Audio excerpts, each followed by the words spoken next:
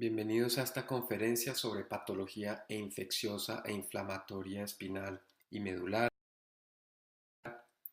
No tengo ningún conflicto de interés.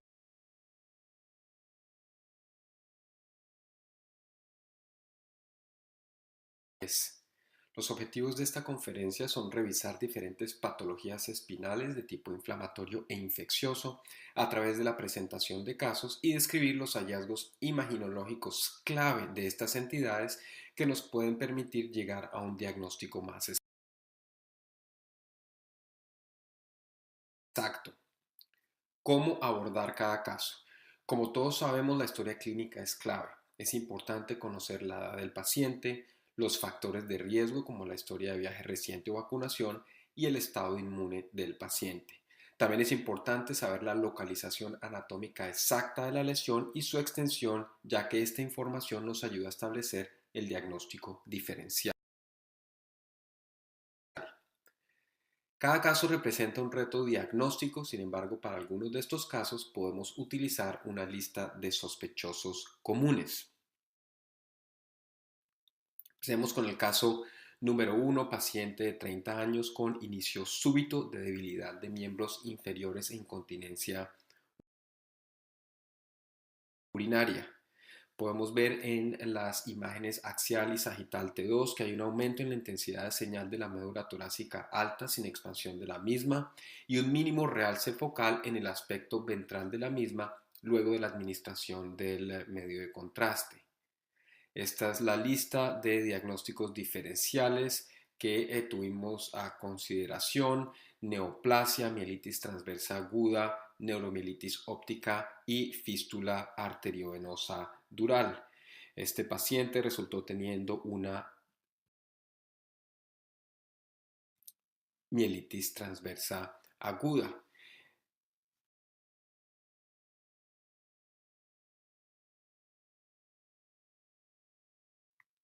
Pero ¿cuáles son los hallazgos imaginológicos típicos de la mielitis transversa aguda? Vamos a revisarlos. Esta patología se presenta con lesiones centrales de alta señal en el T2 que comprometen las dos mitades de la médula espinal, lo cual explica el síndrome de mielitis transversa. Las lesiones comprometen por lo menos dos terceras partes del diámetro medular en el plano axial y se extienden como mínimo por 3 a 4 cuerpos vertebrales en el eje cráneo-caudal. Aquí tenemos otro caso de un paciente joven con disfunción de esfínteres y vemos que este paciente también presenta un aumento en la intensidad de señal de la médula torácica con algo de expansión de la misma.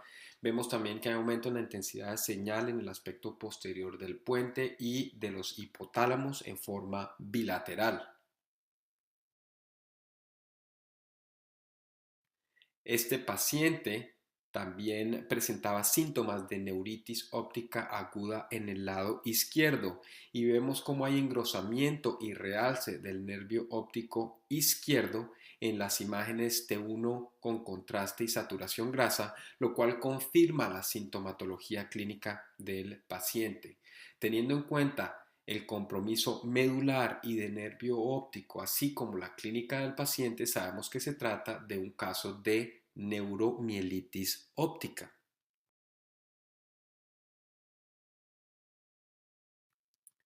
La neuromielitis óptica es una enfermedad autoinmune que afecta los nervios ópticos y la médula espinal, pero también puede afectar el cerebro, y esto es debido a la presencia de anticuerpos NMO de tipo IgG que comprometen la proteína aquaporina 4. Esta proteína tiene una alta expresión en las regiones periependimarias, sobre todo alrededor del tercero y del cuarto ventrículo. Es por eso que vamos a encontrar lesiones cerebrales alrededor del tercero y del cuarto ventrículo también, como vemos en estas imágenes. ¿Qué más hay de nuevo con respecto a la neuromielitis óptica? Existe un concepto nuevo que es el de las lesiones moteadas hiperintensas o bright spotty lesions. Estas son lesiones muy brillantes en las imágenes axiales T2 y son más hiperintensas que el líquido cefalorraquídeo circundante. Podemos ver en este ejemplo cómo existe aumento en la intensidad de señal de la médula, pero existen lesiones que son todavía más hiperintensas representando las lesiones moteadas hiperintensas. La especificidad de dichas lesiones para neuromielitis óptica es bastante alta, como podemos ver aquí.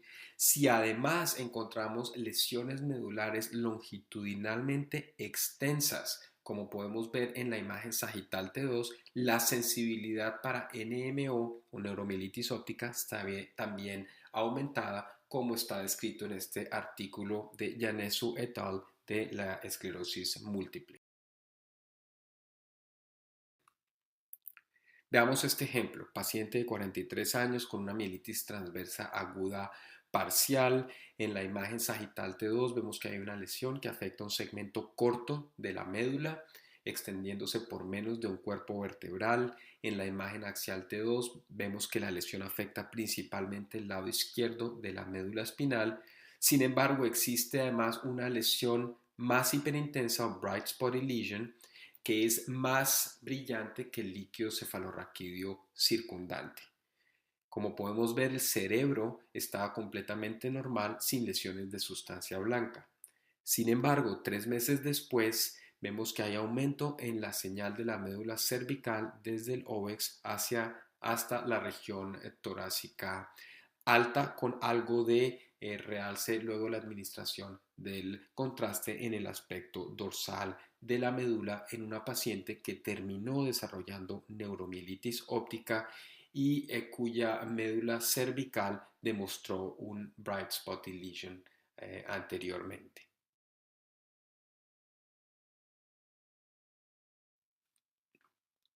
Aquí tenemos otro caso en un paciente pediátrico de 10 años de edad que presentó inicio súbito de dolor de cuello, debilidad del brazo derecho y de la pierna izquierda, así como un incremento en la frecuencia urinaria. Y podemos ver que hay un aumento en la intensidad de señal de la médula torácica con algo de expansión, hay algo de realce sutil luego de la administración de gadolinio en la región del cono. Estos hallazgos son inespecíficos, por lo cual se decidió hacer una resonancia cerebral también. Las imágenes cerebrales muestran múltiples lesiones bilaterales de sustancia blanca en la región periventricular y subcortical. Después nos enteramos que este paciente también había tenido una historia reciente de infección viral del tracto respiratorio alto. Entonces, si ponemos juntos los hallazgos imaginológicos y la historia clínica, sabemos que este es un caso de encefalomielitis diseminada aguda. La encefalomielitis diseminada aguda es una patología autoinmune, por lo general de tipo monofásico, que ocurre 1 a 2 semanas luego de una infección viral, por lo general del tracto respiratorio alto o luego de vacunación. Es más frecuente el compromiso holomedular que el compromiso focal de la médula espinal. Sigamos con el siguiente caso, paciente joven, sexo femenino, con adormecimiento bilateral de los brazos. Podemos ver que hay lesiones focales de alta señal, tanto en el T2 como en la secuencia de densidad de protones que están localizadas en la periferia de la médula. Si ponemos en conjunto los hallazgos imagenológicos y la historia clínica, sabemos que se trata de una paciente con esclerosis múltiple. Pero entonces, ¿cuáles son los hallazgos típicos de la esclerosis múltiple? En esta patología vamos a encontrar placas focales característicamente periféricas que ocupan menos del 50% del diámetro medular y se extienden por menos de 2 cuerpos vertebrales en el eje longitudinal. El tipo de realce es variable, algunas lesiones no realzan, otras lesiones pueden presentar realce heterogéneo y otras realce difuso homogéneo. Aquí tenemos un caso de una paciente joven, 34 años, inmunosuprimida con linfoma no Hodgkin, que presenta debilidad de las piernas y un déficit sensorial a nivel torácico en el lado derecho. Vemos que hay una lesión focal expansiva en el lado derecho de la médula torácica alta que demuestra realce homogéneo luego de la administración del contraste. ¿Cuál será entonces el diagnóstico más probable? Esclerosis múltiple, citomegalovirus, sabemos que esta paciente tiene linfoma o será una patología diferente. Bueno, esta paciente tenía una historia reciente de rash intercostal en el lado derecho, entonces si ponemos junto la historia clínica con las imágenes, este era un caso de mielitis por herpes zóster como diagnóstico diferencial de la esclerosis múltiple. Sigamos con el caso número 3. Este es un paciente de 50 años con historia de 2 meses de evolución de parestesias progresivas en las manos y en los pies.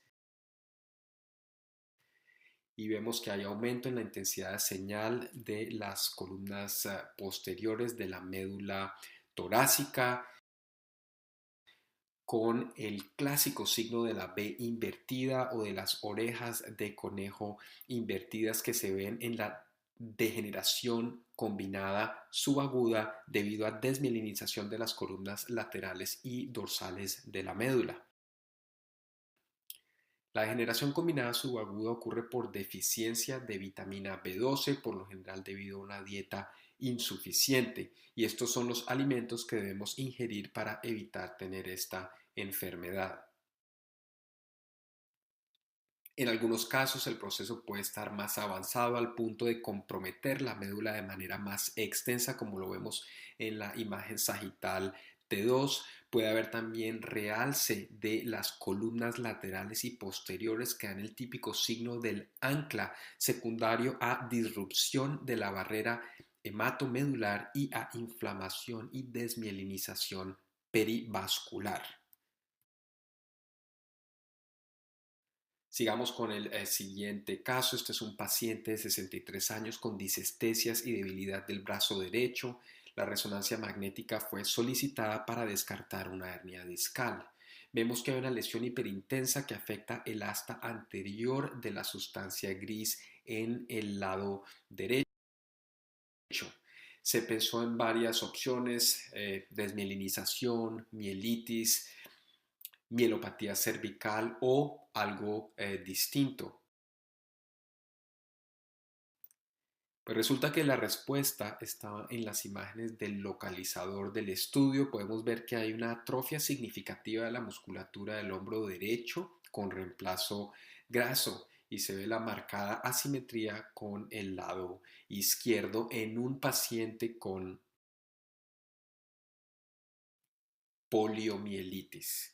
El hallazgo típico en polio es el compromiso uni o bilateral de las astas ventrales de la sustancia gris, como vemos aquí en el lado derecho, sin compromiso de la comisura anterior de sustancia gris.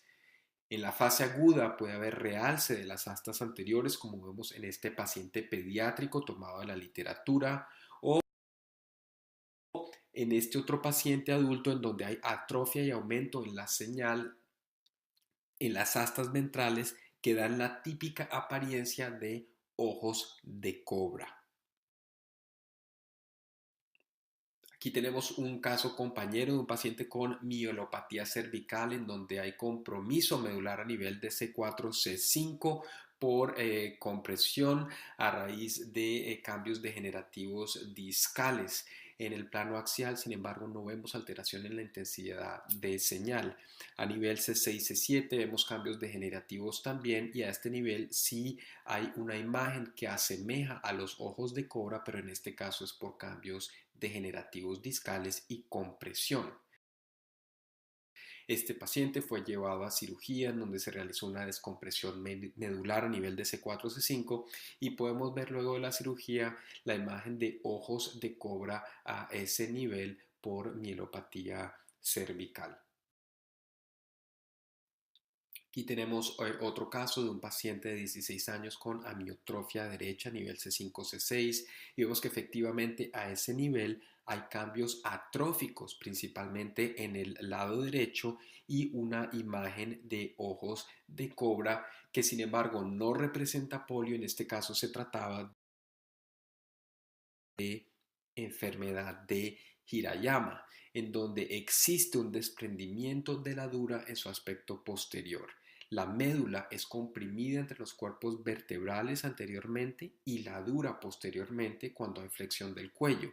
La flexión repetitiva del cuello lleva a cambios isquémicos en territorio de la arteria espinal anterior y esto es lo que nos da estos cambios de señal en las astas ventrales de la sustancia gris. Sigamos con el caso número 5, paciente de 70 años con dolor agudo en la región toracolumbar de 24 horas de evolución. Esta paciente no tenía fiebre ni leucocitosis. Como dato importante, la paciente tiene falla renal, estadio 4 secundario, una diabetes mellitus de tipo 2 de larga data. Sin embargo, la paciente no está en diálisis para su disfunción renal. Esta es la radiografía que se obtuvo al ingreso que muestra pérdida de la altura en el aspecto anterior de dos cuerpos vertebrales en el segmento torácico medio, con cambios asociados del espacio intervertebral que parece expandido.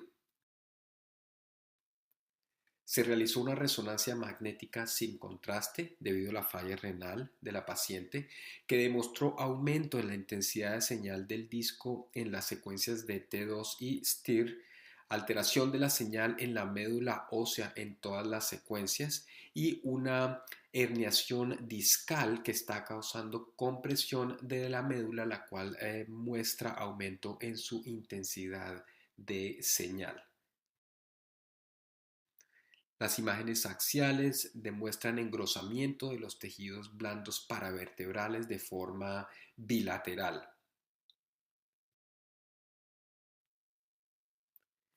Esta es la lista de diagnósticos diferenciales que incluye espondilodicitis tuberculosa, espondilodicitis piógena, espondiloartropatía neuropática y espondiloartropatía destructiva por amiloide.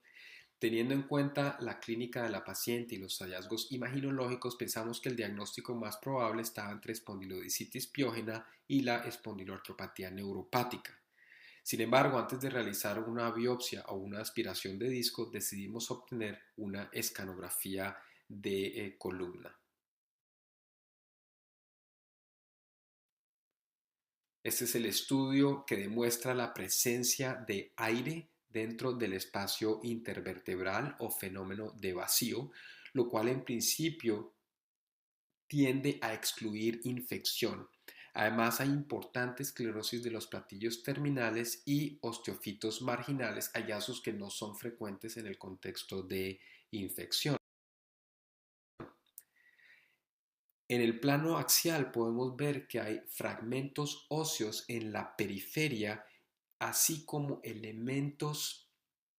compromiso de los elementos posteriores con cambios destructivos que afectan las articulaciones facetarias. En una paciente con espondiloartropatía neuropática o columna de Charcot. Esta patología es rara y está asociada a pérdida de la propriocepción, así como a pérdida del mecanismo de protección al estímulo de dolor en un segmento espinal, lo cual lleva a un estrés anormal en el disco intervertebral con destrucción acelerada del mismo y de las articulaciones facetarias. Las causas son variadas, pero hoy en día se ve principalmente en pacientes con neuropatía diabética, en pacientes con lesiones medulares o con historia de cirugía espinal. El resultado final es el de severos cambios degenerativos e inestabilidad mecánica de un segmento espinal y los hallazgos típicos son compromiso facetario con desorganización articular, fenómeno de vacío, espondilolistesis y presencia de fragmentos óseos. Miremos este caso de paciente de 40 años de edad quien se presentó con dolor cervical agudo sin historia de trauma.